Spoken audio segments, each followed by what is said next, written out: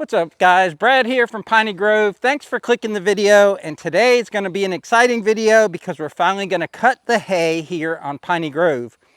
Now behind me you see got the tractor and the drum mower ready, and we'll talk about that in a minute, but just look at this pasture. It's absolutely gorgeous, beautiful, tall green grass, hardly any weeds. I've been out there every night for the past 2 months when the sun sets and it gets a little cooler, and pulling all the weeds and grasses that are not Bahia grass, trying to keep it as clean as possible. And there's 2 reasons why we're cutting hay today, or why we cut hay on Piney Grove. 3 really, but 2 reasons today, and we'll get into that in a minute. Got my seat flipped so that it stays somewhat cool before I get on it, but let's see what the seat temperature is. Well, that's saying it's 110, 111. How about the hood of the tractor?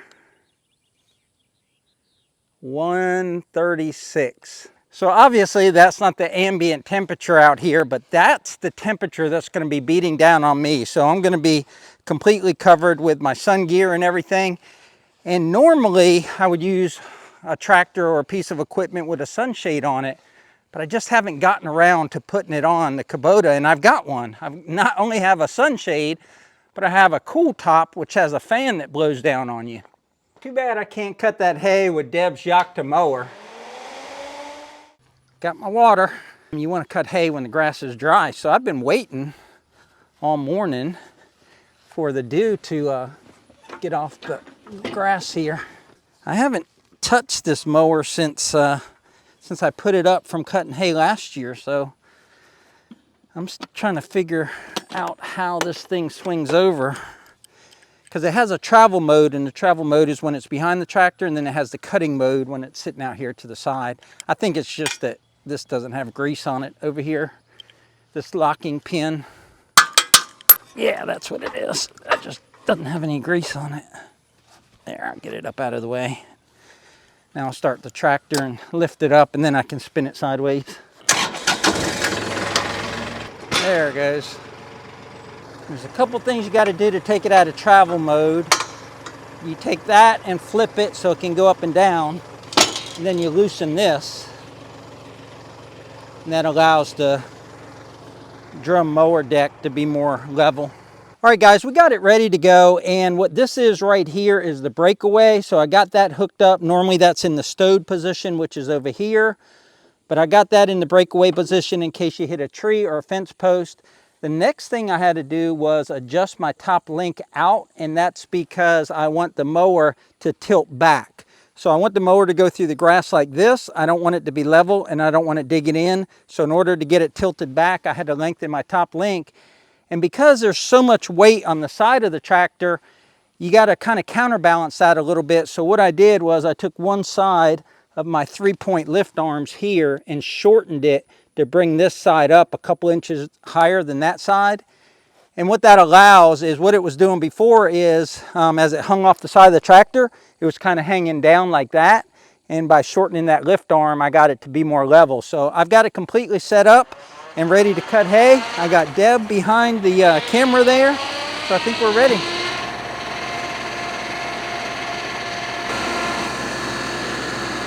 Lesson number 1, do not get close to it because it spits stuff out. I wasn't that close, but I got a little pelted. Oh, he's going faster than what I thought he would. I thought since the grass is thick and tall, he would have to go slower. He's going a pretty good click.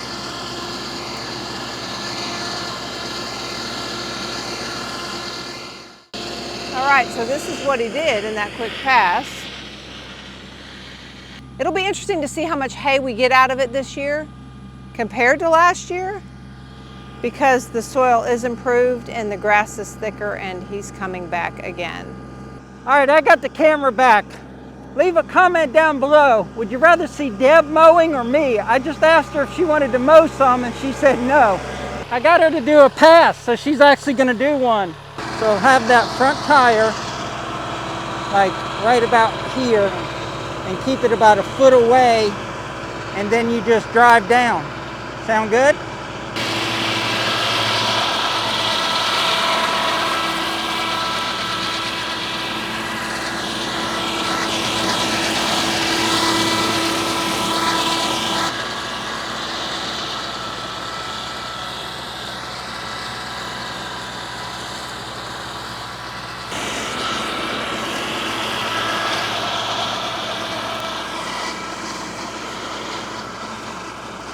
She's leaving a little bit of rooster tail down there because she doesn't want to get closer to the pond's edge. But for the first time for mowing hay, she's doing a good job. We got her going 540 RPM. We got all the setup right on the mower. So it's simply a matter of dragging it along. And if you don't know about drum mowers, they actually ride on top of the ground. I thought they kind of skimmed across the surface, but what you want to do is you want to lower them down so you just start to see the spring tension come off of the 3-point hitch. You can see she's leaving the occasional rooster tail where she's having trouble maintaining, probably about 14 to 16 inches, but rooster tails don't hurt anything. It's just that the pasture will look cleaner if it's cut completely. See the rooster tail right there. Yeah, she just looked back and saw it. So we've had 3 types of mowers cut our hay. We've had a disc mower, which is a series of discs like a skill saw blade, 7, 8, 9, 10 foot long. We've had a sickle bar mower. We used that with a cab John Deere tractor. That was our first cutting. That was awesome, being in that cab. And sickle bar is just really leaves a satisfying cut. It lays that grass over and it all just lays down evenly. And then we've got the drum mower, and I didn't know anything about drum mowers till last year when Tractor Tools Direct sent us this IBEX drum mower. And from what I see, this really is the best way to cut hay. So what you have is 2 drums under here, and they have centrifugal blades that extend out when you spin it. But then on the shaft of the drum, you have all of these like little knives or edges. And what that is that's conditioning the grass. And what I mean by conditioning the grass is when you use that sickle bar mower, it just comes in low. It comes in low and chops it and lays it. That's all it touches is where the stem meets the ground. And the same thing with the disc mower, except there's a little bit more throwing action because there's 8 or 10 discs in a row. With a drum mower, it's all turning towards the center. So as those 2 drums turn towards the center, they're stacking this hay up here, but they're not only stacking it, but they're throwing it against all of those little things coming off of the drum, which are called conditioners. And conditioning hay means like crimping the stem. And when you crimp the stem, it helps dry it out quicker and it gives you better hay. So this is actually, I'm thinking, some of the best hay we've ever cut out here at Piney Grove. Brad said 2 reasons that we're going to cut hay. One of them is for our neighbors' horses. We give them all of our hay. We don't have critters yet, hopefully soon. And the second reason, I guess he will tell you later. But I wasn't going to do that because whenever there's a new piece of equipment, it intimidates me at first. But then after watching him do a pass or 2, it looked kind of fun. So I'm still not a straight tractor driver, but I liked it. It was satisfying. That was the problem. It was satisfying. So I was looking at it fall and being fascinated by that. So it kind of looked like I tied one on, which I didn't. So yeah, very, very, very interesting, very quick. And I don't go fast enough, but watching Brad do it, it's a quick process too. And it's satisfying watching it and then knowing that we're going to feed our neighbors' horses and one day ours. It's a satisfying process. Deb mentioned 2 things we want to do with the hay. Now, when we have our own animals, we want to feed our own animals with our own hay where we know what's been sprayed, what hasn't been sprayed, how it's been fertilized, all that. And if you go back to the last couple of years, this is probably some of the best hay that we've ever cut on Piney Grove, but we don't need it yet. So for our neighbor who has 4 horses, we're going to give him the hay. We've given him hay 2 years in a row. But we also need a lot of hay for the landscaping that we want to do up at the house. And for landscaping, I mean, if you spread this on the ground with all that bahia seed, it will reseed itself and it'll save you a lot of money in sod. Sod is like $300 and some a pallet. So like 3 pallets to do just around that house would be $1,000. So we want to save some money with using the seed that's in the seed heads of this grass when we landscape around the house. The third reason why we want to bale hay is we want to use it for compost. There's a lot of nitrogen in all that greenery, not only natural nitrogen from the soil, but we put out a special blend of fertilizer this year specifically for growing hay. And I think the nitrogen level was 24 or 26. That's the first number in a bag of nitrogen. So when this grows back, we're not going to let it go to seed, and then we're going to bale it just for compost, for the nitrogen component of compost. So grass clippings are good for compost, but this will be really good because it'll be stemmy, break down a little bit slower, but also have a lot of high nitrogen content because we want to do big piles of compost like with the excavator and tractor. We're 3 weeks late basically in cutting hay, and we have a good patch of no rain the next 3 or 4 days, but I couldn't imagine having to do several thousand acres. This really is some of our best grass here, and that's because it's a low area, and a lot of the, when we had it cleared, a lot of the topsoil kind of ran down in this area. Yeah, it's really thick. So what do you think about doing this block here? I'll go around it one time to get you started, and then you want to finish it?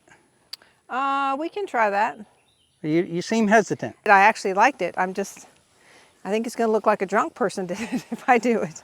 Oh, she's worried about the rooster tails. I don't know if you saw it in the fast forwarded footage there, but I went back and cleaned up those rooster tails, and it's no big deal. I mean, I left a little short one, but when you do leave one, it could interfere with baling, trying to work around that. So you just run over it again. It doesn't hurt anything to run over the grass again in that area. So there's no rooster tails at all.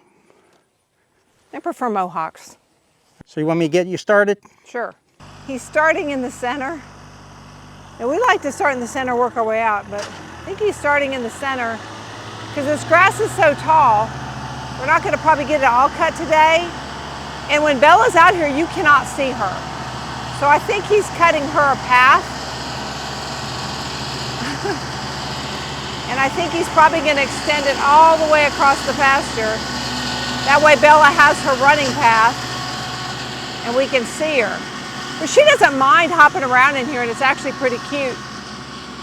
And I don't know what kind of critters are in here, but she pounces after them. So yeah, he's cutting a path so Bella can run a little easier, because although she doesn't mind hopping, it takes a lot out of her.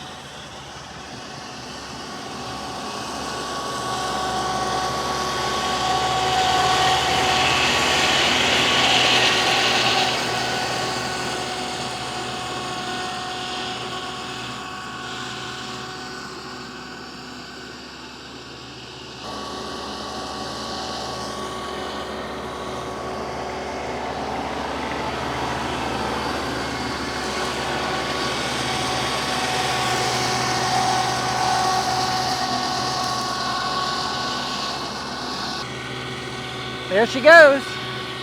So I did a path all the way down there just for Bella, our dog, so she can chase things and stuff. There's rodents and stuff out there. And it gives her a little break too, because when she's jumping in this grass, it completely wears her out in this heat. But we're just gonna do this section right here. I think between that and what we did earlier, that's gonna give us plenty of hay.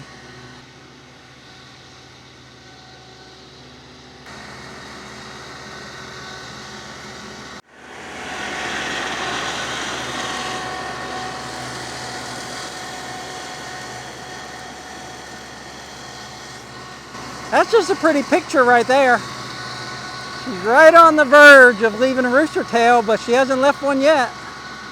I grew up on a farm before I went in the military, and we cut a lot of hay. I think we used a sickle bar mower. I don't know. I guess there's certain parts of my childhood that I'm trying to block out, but I never heard of a drum mower. So when Tractor Tools Direct said they wanted to send me their top of the line drum mower to demonstrate out here on the channel, it's not that I didn't want one, it's that I didn't know how to use one. But now that I've learned so much more about the different types of mowers, I think it's the best mower.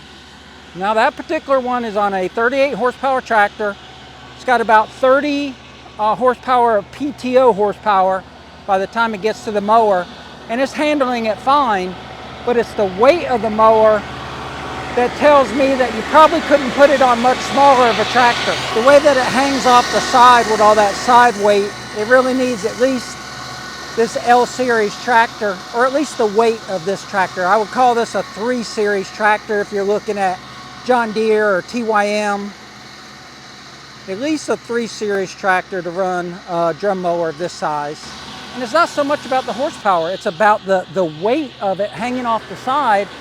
And also the 3-point hitch itself on the smaller tractors is not as long.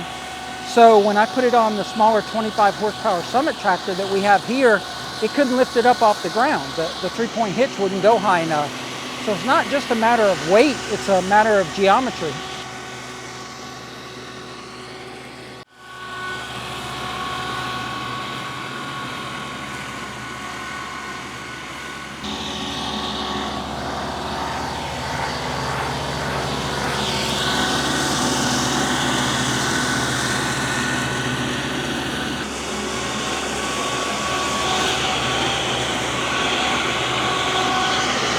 All right, guys, leave a comment down below.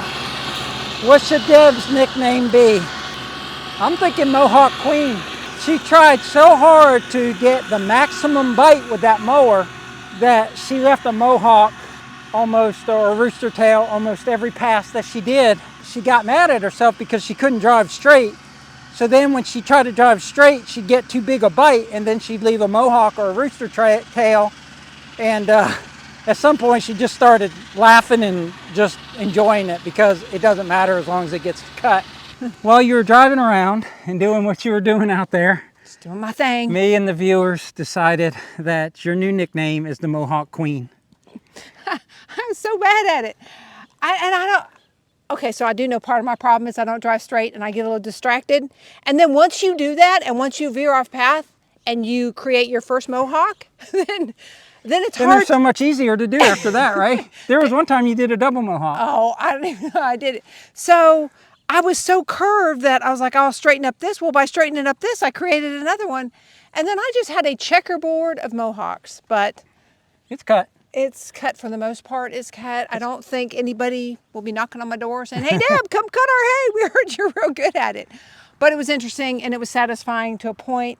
And that's going to bug me, the little mohawks that are out there. But it's hot, folks. It's hot. And I'll go out there and clean it up. Now, I saw you saw the cowbird, and it looked like it had something big in its mouth. What was it, a snake or a frog? The cowbird snatched up a big old toad right in There's front a frog? of me. Okay. And his little legs were dangling out of his beak.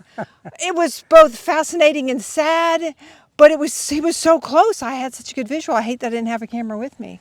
But come on, Deb. I know you don't want to get too close to the camera, but let's say goodbye to the folks. Sweaty and dirty, but yes. Yeah, you got, what did Randy Hauser say? You got the granny beaded neck, where you got the sweat and the dirt around your neck? Grimy beaded neck. Granny beaded. Oh, granny. Granny, I think like grandma. I prefer grimy over granny. Thank Well, you you're very a much. grandmother. I know, but granny. Granny beaded neck. I didn't know what it was in the song. But, Grimy. But anyway, we are going to wrap up this video about cutting the hay with a drum mower. I'll leave some links down below of last year's cutting with the drum mower. And I also talk about it. If you want more specifics about the actual mower and how to put it together and all that, I got videos on all that. But we're going to get out of the sun. We're going to get some cold drinks. We're going to let this dry, and then we're going to rake it and bale it. So they'll be in some upcoming videos. So until next time, y'all take care out there. And remember, life's short. Be kind. And tractor hard. Take care. Take care, guys. And mow straight. Most importantly, mow straight.